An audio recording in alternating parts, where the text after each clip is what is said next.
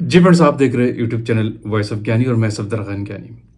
अच्छा friends, QC के अंदर आप काम कैसे करते हैं? आपकी रिस्पॉन्सिबिलिटीज़ क्या क्या होती है? मुझसे एक मेल आ रही थी कि मैं क्यूसी में हायर हो गया हूँ, तो मुझे क्या क्या काम करना होता है क्यूसी के अंदर, कि ज़ाहिर है उस नए लोगों को आइडिया नहीं होता। तो इसमें मैं लोगों को हमेशा कहता हूँ कि जो भी किसी अच्छी कंपनी में जब हायर हो जाता है, डेफिनेटली सबसे पहले आपको जेडी दी जाती है, जिसमें जॉब डिस्क्रिप्शन कहते हैं।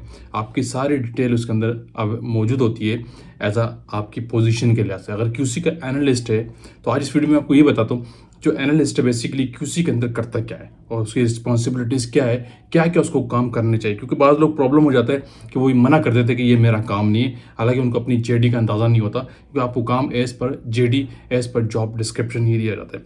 अच्छा, क्यूसी की जो एनालिस्ट है, क्यूसी एनालिस्ट के लिए, क्यूसी ऑफिसर के लिए, उसकी मेन रिस्पॉन्सिबिलिटीज में जो चीज़ें आती हैं मैं आपको वो पॉइंट बताता हूँ। आपको व्यू मिल जाएगा कि एनालिस्ट का पोजीशन जो है बेसिकली वो करता क्या है क्यूसी के अंदर। सबसे पहले जो रिस्पॉन्सिबिलिटी इसकी होती है, टेस्टिंग करना, यानी टेस्टिंग एंड रिलीज। ये बहुत इंपॉर्टेंट चीज़ है। मेन फोकस इनका इसी के ऊपर होता है जो एनालिस्ट को हायर किया जाता है। अब टेस्टिंग डिफरेंट कैटेगरी के डिफरेंट लेवल पे होती है।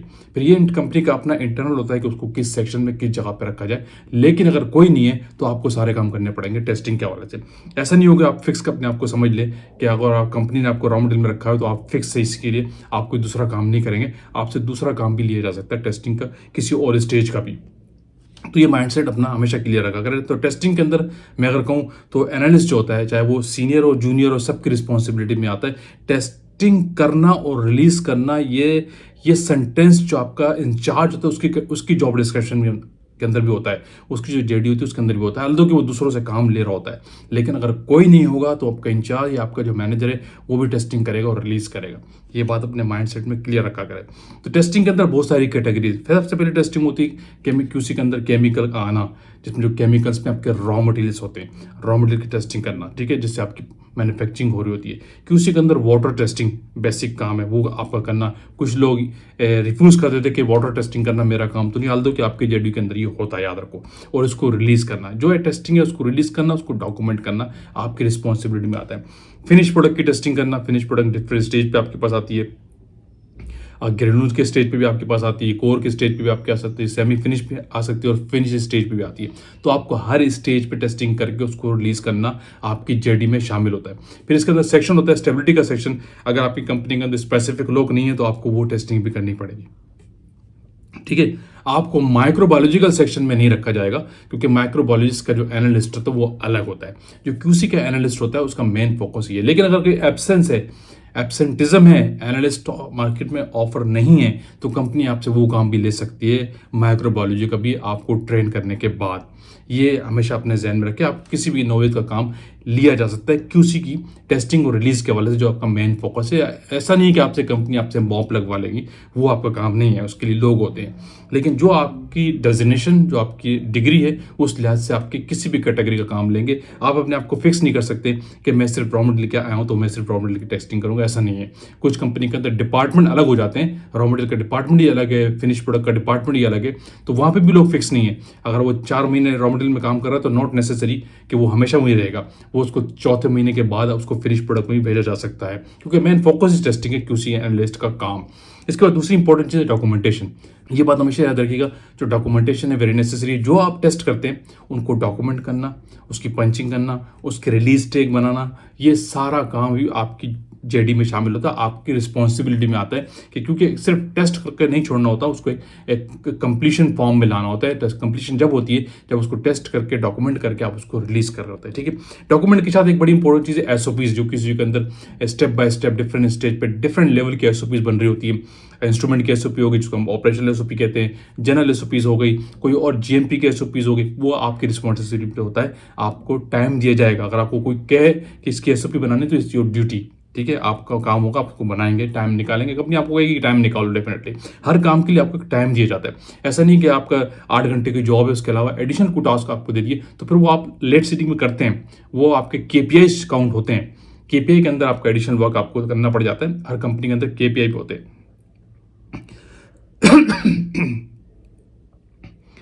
क्लियर हो गया? तो इस तरह की चीज़ें आपको सारी करनी पड़ती है टेस्टिंग के हवाले से, चाहे डॉक्यूमेंट के बाद आपको जो रिलीज़ करना है और एसओपी प्रिपरेशंस करना भी आपकी रिस्पॉन्सिबिलिटी में आता है। इंस्ट्रूमेंट की जनरल जितनी भी एसओपीज़ होती है, हर एक को डिवाइड कर दी जाती है कि आपने इतनी एसओपीज़ बनानी है, फलाने ने इतनी बनानी है और आपको इतनी करनी है। तो ये भी आपके एसओपी में शामिल है, आपके जेडी में शामिल है, इसे आप रिफ्यूज़ नहीं कर सकते। इसके अलावा आईपीसी वर्क जो होता है इंडस्ट्री के अंदर, जिसको हम इन प्रोसेस वर्क कहते हैं, जिसमें मेन वर्किंग होती है लाइन क्लियरेंस। इसमें लोग बड़े प्रॉब्लम्स क्रिएट सामने करते हैं कि हम क्यूसी एनालिस्ट है, तो प्रोडक्शन में जाके जो प्रोडक्शन की लाइन क्लियरेंस होती है, जो प्रोडक्ट चल रही होती है, वो करना हमारा काम नहीं है।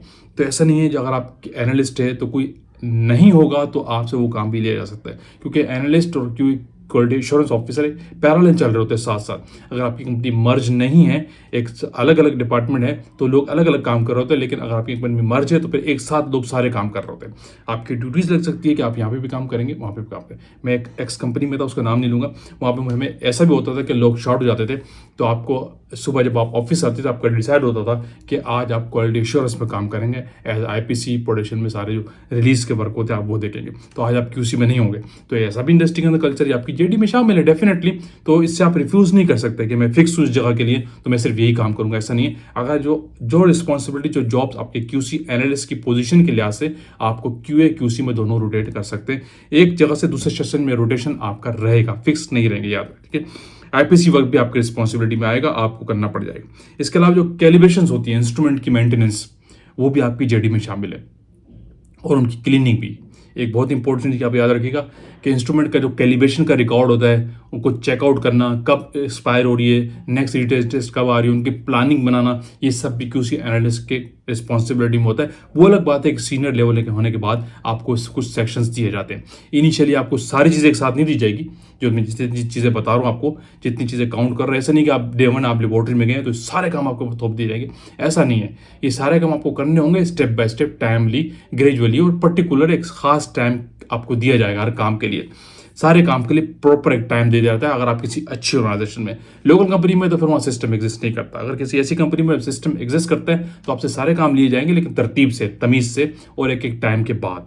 जो कैलिब्रेशन है, कैलिब्रेशन मेंटेनेंस रिकॉर्ड है इंस्ट्रूमेंट का, उनको कीप करना, उनको देखना, उनको अपडेट रखना, ये भी एनालिस्ट की रिस्पॉन्सिबिलिटी में आता है। जो लोग टेस्टिंग कर रहे होते हैं, जो इंस्ट्रूमेंट को चला रहे होते हैं, उन्हीं की ड्यूटी होती है कि वो चीज़ कैलिब्रेशन देखते हैं, कौन सा कैलिब्रेशन आउट होने वाला है, इसकी एक्सपायरी डेट कब आ रही है, सप्लायर से डील करना और सर्विस इंजीनियर को बुलाना, ये भी आप लोगों की ड्यूटी में शामिल हो जाता है एक टाइम के बाद, एक खास पोजीशन के बाद, ठीक है। फिर उनकी क्लीनिंग के हवाले से इंस्ट्रूमेंट को, एचपीएलसी को, यूवी को, ये क्लीन करना लैब अटेंडेंट की रिस्पॉन्सिबिलिटी नहीं है। इंस्ट्रूमेंट के हवाले से इंस्ट्रक्शंस ये होती है कि वो आप एनालिस्ट खुद उसको क्लीन करेगा, क्योंकि उसकी सीवियरिटी, उसकी सेंसिटिविटी एनालिस्ट ज़्यादा समझता है, लैब अटेंडेंट नहीं समझता। अगर वो एचपीएलसी को साफ कर रहा होगा, मैं भी कोई तार खींच दे, कोई प्लगिंग कर दे, कोई ट्यूबिंग खींच दे, उसको अंदाज़ा नहीं होगा।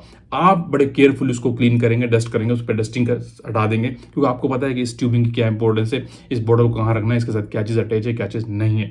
तो आप उस इंस्ट्रूमेंट की सीवियरिटी और उसकी सेंसिटिविटी को ज़्यादा जानते हैं एज कम्पेयर टू एक लैब अटेंडेंट। तो लोग लैब अटेंडेंट से साफ करवा रहे होते हैं। लैब अटेंडेंट का काम होता है आपकी टेबल को साफ करना, जहाँ पे आप टेस्टिंग करते हैं, जहाँ पे आप पेशेंट्स करते हैं, उनको साफ करना है, आपके इंस्ट्रूमेंट को साफ करना नहीं है। ये भी अपना कॉन्सेप्ट हमेशा याद रखें, ठीक है। एक और बड़ी इंपॉर्टेंट चीज़ है, जो गिलास वेयर क्यूसी के अंदर आप यूज़ करते हैं, वो उनकी क्लीनिंग करना, ये भी लैब अटेंडेंट की रिस्पॉन्सिबिलिटी अपनी जगह है, लेकिन अगर वो नहीं है तो एनालिस्ट का काम है, ठीक है। ऐसा नहीं है कि एनालिस्ट कहे कि मैं एक, जैसे यूनिवर्सिटी में आप काम करके आ रहे थे, सारे काम करते हैं, तो इंडस्ट्री के अंदर आके आप ये नहीं कह सकते कि मैं गिलास वेयर की क्लीनिंग नहीं करूँगा, मैं चीज़ टेस्टिंग करूँगा।